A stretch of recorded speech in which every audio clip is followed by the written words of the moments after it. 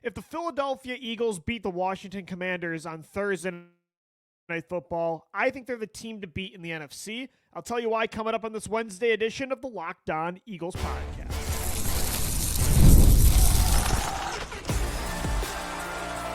You are Locked On Eagles, your daily Philadelphia Eagles podcast. Part of the Locked On Podcast Network, your team every day. Thanks so much for making Locked On Eagles your first listen each and every day. Today's episode is brought to you by FanDuel. You can start the season with a big return on FanDuel. New customers can place a $5 bet. You'll get started with $150 back in bonus bets if you win your first $5 bet. Just visit FanDuel.com to get started. Louie DiBiase getting you ready for Eagles Commanders this Thursday night, a giant matchup. In the NFC East, the Eagles are 7-2. The Commanders are 7-3. Winner takes first place in the division halfway through the year. Jalen Hurts versus Jayden Daniels. You could say they're two of the best quarterbacks, not just in the NFC, but in the entire NFL. Two of the best mobile quarterbacks in the league. You've got elite receivers on both sides, underrated defensive lines. Kind of similar rosters, I would say. I think the Eagles roster, of course, is superior, but when you just look at the way that it's built, based on like where you would tier the positions, I think it makes sense that this is such a massive matchup for both teams. I'm not surprised at all that Washington is a good football team. I said it in May that I thought Dallas was coming down. The end of Dallas was here. Washington, I have the tweet to prove it. This is not just me blowing smoke. I said in May, in the spring, the Commanders will be more of a problem than the Dallas Cowboys for the Eagles this year and in the long term. That is coming to fruition thanks to Jayden Daniels. The Eagles have their hands full in a big time matchup. And it's really a statement game for the Eagles. Yeah, I've been waiting to say it for weeks. I've wanted to believe that the Eagles are the team to beat in the NFC. I wanted to say we're back. It's 2022 all over again. Even over the Detroit Lions, the Eagles likely will represent the NFC if they take care of their own business. A 5 streak. The offense is playing. They're humming on all cylinders. Passing game, running game. The defense, same thing. They're stopping the run at an elite rate right now. Nobody's able to pass on this secondary. The special teams unit even is making plays. Sidney Brown forcing fumbles on punt returns.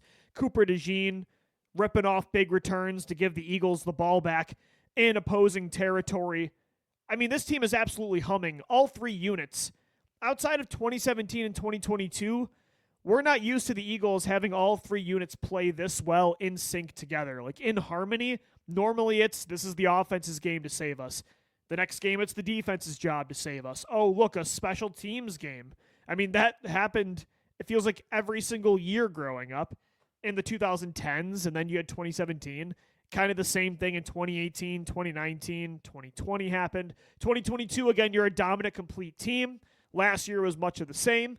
This year, it feels like in this 5-game win streak that you're back to that dominating, just all three units humming kind of football team. And I haven't said they're the team to beat in the NFC because the Detroit Lions only have one loss. They're absolutely loaded. And they've also beaten a lot better teams than the Eagles have, right? So you beat the Cleveland Browns, the New York Giants. I think the Cincinnati game did make me buy in that the Eagles are legit contenders again. But then you barely beat the Jaguars. You take care of business in Dallas. This 5-game win streak was enough to convince me they're back, that they're legitimate contenders this year. But I'm like just one step away from saying they're the team to beat. They're the contender in this conference. Well, I'm here to say right now, if they beat the Commanders on Thursday night, I'll say step aside Detroit. The Eagles are the top team in this conference. I just think when they're at their ceiling, and Detroit, again, it's 1A, 1B. The Lions have one of the best, if not the best rosters in the entire league. I think them and the Eagles have maybe the two best football teams that this league has to offer when it comes to just, there's very little, if not any weaknesses on either team. But I think when the Eagles are at their ceiling, they're a little bit better than the Lions. And the main reason is, I think you can actually say on defense, both teams don't really have an alpha pass rusher with Aiden Hutchinson down. They have a bunch of B plus kind of edge rushers. But what the Eagles have, the Lions don't, is Jalen Carter. They have a true alpha on the interior. Also, the difference is, to me, as good as Jared Goff has been over the years, and I'm eating some massive crow, I did not think when he went to Detroit that he could be a legitimate franchise quarterback. I thought he was a bridge guy I thought they were going to draft Malik Willis second overall back in 2022. He is a really, really good quarterback. He's a guy you can win a championship with. But push comes to shove when it's two of the best rosters in football. In January, if things don't go perfect, who's going to win a game between Jalen Hurts and Jared Goff? Who's going to make that extra play? I'm going to put my money on Jalen Hurts. I'm going to put my money on Jalen Hurts, and it's why I think the Eagles are going to be the team to beat in the NFC if they can take care of Washington. Again, the Lions haven't had the lapses that the Eagles have had this year, and they've beaten better teams. So the Bengals, that's why I still have them just one step ahead.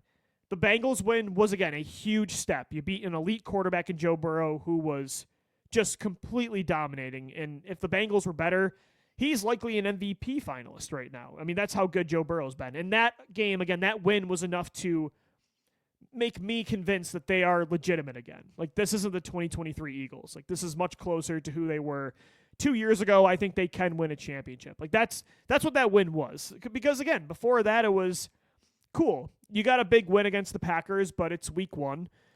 You lost to the Falcons. All right, you beat a Saints team that we now know are frauds. You beat a bad Browns team. You beat a bad Giants team.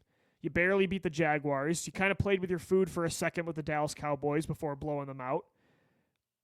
The Bengals win shows me they're a contender, but this win against the Commanders would say, okay, like they're the legit team in the NFC. And it's not to discredit the Eagles' schedule. I mean, again, they have 2 really, really impressive wins on the schedule. Beating Jordan Love and the Packers and Joe Burrow and the Bengals, that's really impressive. But again, so much time passed in between those 2 matchups that they're 2 completely different teams. This version of the Eagles I'm watching right now, I want to see them make that statement on Thursday night, because when you see the ceiling of this football team present itself on the field, and we've seen that a couple times this month, I don't know how you stop them. I think they are really dangerous, but Washington is too. Jayden Daniels is too. So is Terry McLaurin. This is going to be a really big-time matchup, and there's some awesome matchups to watch on both sides of the ball. We'll get into it coming up next right here on the Locked On Eagles podcast. This episode of the Locked On Eagles podcast is brought to you by FanDuel. Get ready to tackle the NFL action with America's #1 sportsbook, because right now, new customers can bet $5 and get $150 back in bonus bets if you win. The FanDuel Sportsbook app gives you everything you need to place live bets on the NFL all in one place. So when you get a hunch in the middle of the game, you can check out the latest stats, view live play-by-play, and so much more on the same page where you place your bets. Just visit FanDuel.com to join today. You'll get started with $150 back in bonus bets if you win your first $5 bet. So honestly, my advice, take the anytime touchdown rushing for Jalen Hurts. He has multiple rushing touchdowns in all 3 of the last wins for the Eagles, 2+ rushing touchdowns in each of those games. Or just be safe, take the over on A.J. Brown's receiving yards. It hits pretty much every time. Then you'll get $150 back in bonus bets at FanDuel.com. Never waste a hunch and make every moment more with FanDuel, an official sportsbook partner of the Locked On Podcast Network and the NFL. Today's episode of Locked On Eagles is also brought to you by Ultimate Pro Football GM.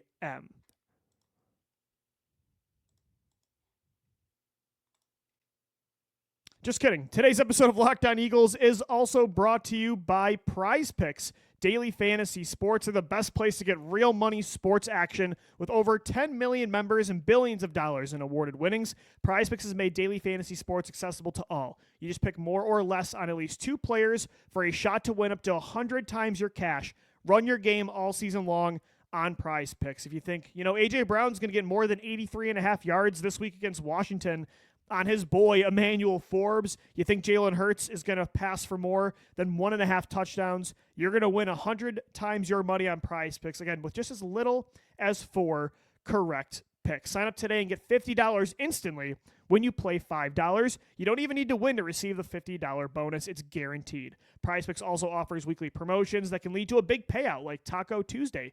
Each Tuesday, Prize Picks discounts select player projections up to 25%, to provide even more value for your lineups. Go to prizepicks.com. Download the app today. Use the code LOCKEDONNFL and get $50 instantly after you play your first $5 lineup. Again, download the app. Use the promo code LOCKEDONNFL to get $50 instantly after you play your first $5 lineup. Prize Picks. Run your game. Thanks so much for making Locked On Eagles your first listen each and every day, getting you ready for Eagles Commanders. I think the biggest game of the year so far on Thursday Night Football. The Eagles are 7-2. The Commanders are 7-3. Winner takes first place in the East as of right now, halfway through the season. And it's, again, a big-time matchup. Washington's legit. Again, have they beaten a lot of good teams? No. But Jayden Daniels is a legit elite quarterback already as a rookie. Like, not only is he a Rookie of the Year candidate, you could make the argument for him as the MVP. I don't think he's a top 3 finalist. I think he's more in that tier with like Hurts and Burrow and that second tier of guys that might be worth having a discussion about for the award. Terry McLaurin has been incredible this year. They have an underrated defensive line. They have an underrated run game. They're just very underrated from a personnel perspective. I thought they might be a little too old based on what they did this offseason, but it's kind of like the 2017 Eagles where they have a young quarterback on a rookie deal and they had money to spend. So they brought in a lot of experienced veterans on the defensive side of the ball on both lines. And it's really worked out. And suddenly that's kind of propelled their timeline forward a lot faster than we thought. So this isn't just some typical close NFC East battle. Both teams are legitimate juggernauts in this conference. Jayden Daniels is special. I mean, he's completing almost 69% of his passes as a rookie. He's got a 9-2 touchdown to interception ratio. He's on pace for almost 1,000 rushing yards and 4,000 passing yards, so 5,000 yards total from scrimmage. You can really see that, like, college experience. He played so long in college. It's made him pro-ready right away. He's got such a good deep ball, too, and he's a much better processor and quick intermediate passer than I thought. The pass rush really needs to hit home on Jayden Daniels. And I look at the Bengals game as kind of an example of what to expect or what to try to hope for and improve upon against Daniels, because Joe Burrow was the last really good elite mobile quarterback that you played. And the Eagles did get pressure. I thought they were getting into the backfield of Cincinnati pretty consistently. They just couldn't finish plays. Burrow was breaking tackles. He was making guys miss in the open field, keeping his eyes downfield, and making big-time plays with his arm. The Eagles need to make sure that does not happen again against Washington, because if Jayden Daniels does break that tackle, if he does run away from the initial defender who can't hold the edge, then he's going to make you pay, more so as a runner than Joe Burrow. But also, I have seen growth from Daniels as the year has gone on, where he's kind of like Jalen Hurts. I'd love to see it from him too, where he's using his legs to open up the pass, and he's making explosive plays on the run with his arm, especially to Terry McLaurin. So they need to make sure that Daniels holds onto the football a little longer. They need to win in coverage. He's a little more inaccurate when pressured, and they need to make sure when they do pressure him, they get him to the ground, whether it's off a blitz or you're winning with 4. They need to make sure that they finish. The Eagles have not had a problem getting pressure on quarterbacks since the bye week, but there have been a couple games where quarterbacks have slipped through sacks. They need to make sure, and it's a tough task. Jayden Daniels, again, he's on pace to have 1,000 yards rushing. He's one of the best mobile quarterbacks in football already. They got to make sure, though, they get him to the ground. I look at 3 players that are very important in this game. Zach Bond, Nakobe Dean, Cooper DeJean. Those 3 players that are inside, that are going to have their eyes on the quarterback a lot, they need to make sure, like, they're your initial players that are at the point of attack with the tackle coming if they get past the line. Those 3 guys, your slot corner who's going to hold the edge, run fit, same with your 2 linebackers. It's very important those 3 get after Jayden Daniels. They'll be crucial in containing him. But the other matchup, I made my top 4 Washington game records. Jayden Daniels was number 1. The number 2 guy to keep an eye on is Terry McLaurin. I mean, he is just such an elite, underrated veteran receiver. And what's fun about this matchup is McLaurin plays on the left side of the field the vast majority of the time. So he's going to be going up against Quinyon Mitchell. Terry McLaurin has 711 receiving yards already this year. He has actually the highest catch rate over expected this year at plus 14.6%. That's out of any player in any season over the past 6 years, the highest catch rate over expectation. He already has 9 completions or receptions of 20-plus yards. Like, him and Daniels are on the same page, and they're cooking deep. So Quinyon Mitchell, this is another test. He passed against all the Packers receivers. He passed against Rashid Shaheed and Chris Olave. He passed against Drake London and Mike Evans, CeeDee Lamb, Jamar Chase. Q has shut down some of the league's best. But at the same time, a lot of those guys move around the formation. Some of them play in the slot. He doesn't have to worry at times about playing those guys all game long. He's going to have his hands full with Terry McLaurin the majority of the game. Like, that's going to be a really fun battle. And the Eagles have been so good at not getting beat deep that it's kind of strength against strength. Like, Q, Slay, DeJean, Chauncey, Blankenship, they haven't allowed almost any deep balls. I mean, listen to these crazy numbers from the Eagles secondary since week 6. This is how good the secondary's been. They're number 1 in EPA per dropback. They're number 1 in success rate per dropback. They're number 1 in explosive play rate. That's what we're talking about. They're number 1 in yards after the catch per reception allowed. They've allowed the second fewest passing yards this year. They're 4th in opposing passer rating. They're 4th in touchdown passes allowed with just 8. They've only allowed 1 passing touchdown in the 5-game win streak, which is crazy to me. They're only allowing 5 yards per pass play, which is their lowest since 1991. I mean, those numbers are bananas. And so Jayden Daniels, Terry McLaurin, like, that's Washington's bread and butter. But it's strength on strength because the Eagles secondary, this looks even better than 2022. I mean, their secondary is on complete lockdown mode. I really can't wait for that matchup. And then I would say on defense, the 2 guys to watch the most, 2 veterans, linebacker Bobby Wagner, edge rusher Dante Fowler Jr., who, believe it or not, already has 8.5 sacks this year. I mean, he is dominating. That was a great cheap signing by Washington. And so was Bobby Wagner. Again, I thought they're bringing in a lot of old guys. Are they going to be slow? They also signed Zach Ertz, who, of course, comes back to Philly for the first time since he was being traded in 2021. That'll be a fun reunion for sure. But I just thought, I'm like, okay, I like the Jeremy Chin signing. I like Frankie Louvu, but the other ones are kind of old and slow. Nope, it's worked out like it did for the Eagles in 2017. Bobby Wagner is the 5th highest graded linebacker according to Pro Football Focus. But I will say the defense, there isn't really one guy. Like, again, I had to put up a couple players for the game wreckers graphic, but I wouldn't label anybody on Washington's defense a game wrecker. The only game wreckers are on the Eagles offense if they shoot themselves in the foot. Because the Commanders, especially on the ground, they can be had. Again, I think they have an underrated pass rush. Armstrong, Payne, Allen, Fowler. They've got Newton, the kid from TCU this year that I really liked. Behind, I can't remember the Texas, Byron Murphy. Newton was the 2nd defensive tackle on my board.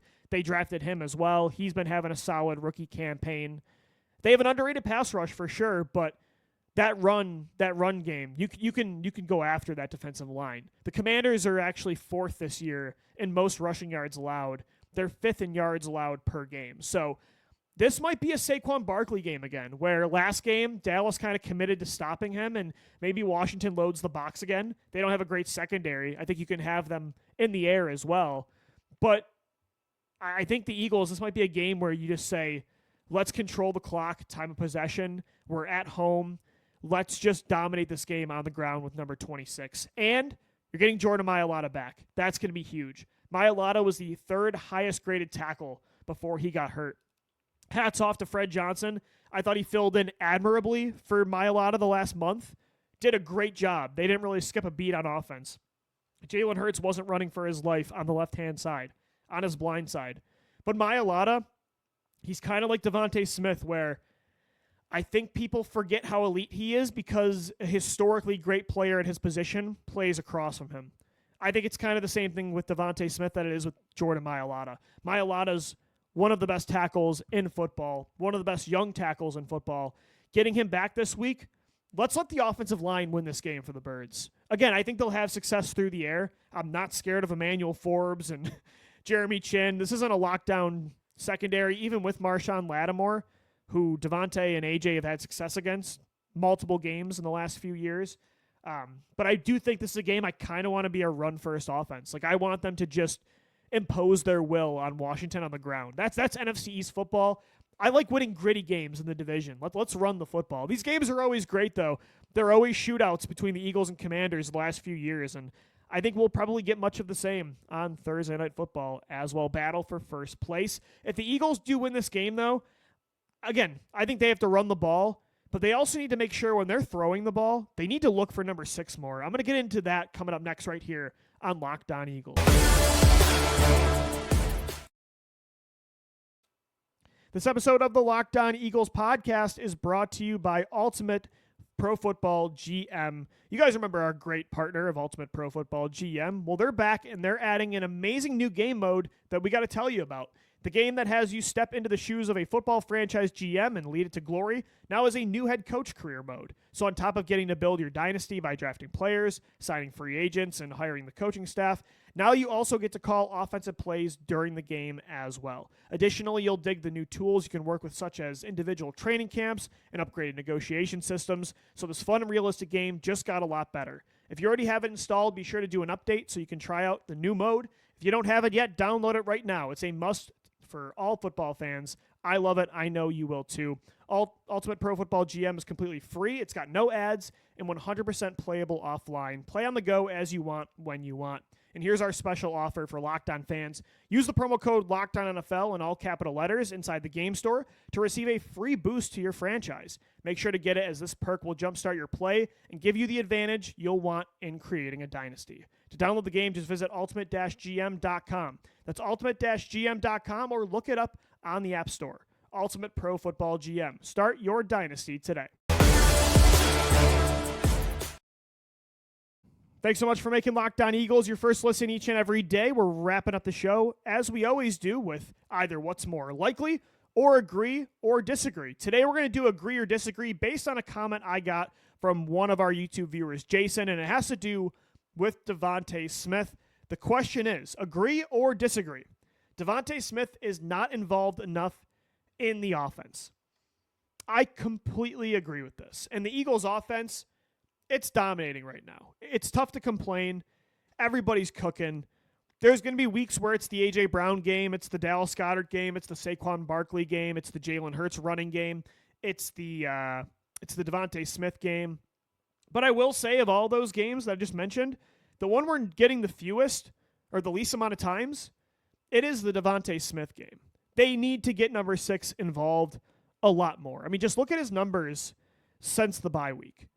He's only averaging 3.2 receptions per game. He's only averaging 4.4 targets a game. And he's only averaging 49.6 yards a game. DeVonta Smith is far too good of a football player to be this inconsistent when it comes to how many targets he's seeing a game, how involved he is in the offense. And yeah, A.J. Brown's elite. He's historically good. He might be already the greatest Eagles receiver that's ever lived. And you got to get him the football. He's going to be featured in the passing game every single week. But DeVonta can't have just 2 catches like last game. He can't have negative yards like he did against the Giants. He's too important to this football team. He plays too crucial of a role in the slot off those choice routes. You can use him over the middle of the field. He showed against Jacksonville that he can be the alpha. If A.J. Brown is down, he can win down the field. I mean, DeVonta does everything. Again, he's a top 10 receiver that is seen as a second receiver because he's across from one of the game's all-time greats. And I just think that Kellen Moore, Jalen Hurts, Jalen Hurts was mic'd up against the Cincinnati Bengals, and he said, Kellen, we need to get number 6 the ball. Like, we need to get him going. Or that might have been against Jacksonville, but it was one of the 2 games. I digress. They know they need to get DeVonta the ball more. They need to call plays that the first read is number 6. They need to get him in situations that help him win in different ways down the field, over the middle, in the slot, run after the catch ability. He's just too dynamic and makes too big of an impact to not want the ball in his hands. Again, it's not always going to go to DeVonta. It's going to go to A.J. and Dallas and Saquon and sometimes Jahan Dotson. Sometimes it's just your number is not called. But compared to the others, number is just not called enough. And he's still having an amazing year. I mean, he's still on pace for 1,000 yards and 7 or 8 touchdowns, which is his normal average. But I want to see the receptions and targets raise up. I think he's just too good to disappear as often as he has since the bye. The first 4 weeks of the season, when A.J. Brown was down, he had 7+ receptions a game, and you saw how valuable he is. You saw how effective he can be. So some of it's just circumstance. Last game, you were running the ball a lot, and he was open for a couple big plays that Jalen just missed. Jacksonville, he did step up when A.J. Brown went down. They were blowing out the ball a lot, so Cleveland was a weird game. It's not normally on Devonte. That's what I hope people aren't interpreting this as is, oh, Smith's not playing well enough, or that's what I think. I think he's getting open. He's just not getting enough looks. And sometimes, again, it's not anybody's fault. It's the way the game's going. But they could do a better job of getting number 6 involved and keeping him happy. I think that's something we need to see against Washington tomorrow night. We got one more show for you, though, before the game. We got a whole nother matchup preview with David Harrison of Locked On Commanders. Gino's going to cross over tomorrow. The post-game show for you on Friday as well, so make sure to subscribe on all podcast platforms as well. Thanks so much for making Locked On Eagles your first listen and watch each and every day. Louie DiBiase signing off as always. Thanks so much for downloading, watching, and listening. And let's go Birds. Fly, Eagles, fly.